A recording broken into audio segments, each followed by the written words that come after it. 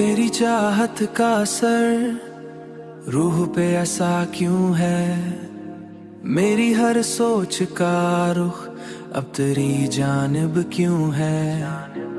मेरी हर सोच रुख दिल से मिटा दूं लेकिन मेरी हर सोच का रुख अब तेरी जानिब क्यों है।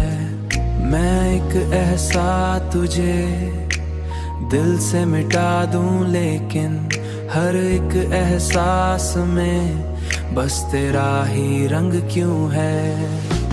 तेरी यादों का सफर खत्म नहीं होता है। हर कदम पर यही लगता है तो अब संग क्यों है। मैंने देखा है तुझे ख्वाब की सूरत में मगर मेरी आंखों से ये आंसू भी रवा क्यों है।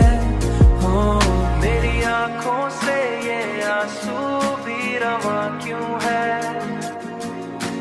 तेरी खामोशी भी एक बात कहे जाती है। दिल ये समझा नहीं पर इसमें कोई ढंग क्यों है। दिल ये समझा नहीं पर इसमें कोई ढंग क्यों है। मैंने चाहा था कि आजाद रहूं दुनिया में पर ती कैद में रहना ही सुकून क्यों है। पर ती कैद में रहना ही सुकून क्यों है। अब तो हर लम्हा तुझे सोच के जीता हूँ मैं।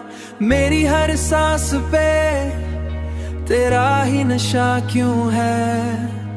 मेरी हर सांस पे तेरा ही नशा क्यों है। तेरी यादों का सफर खत्म नहीं होता है।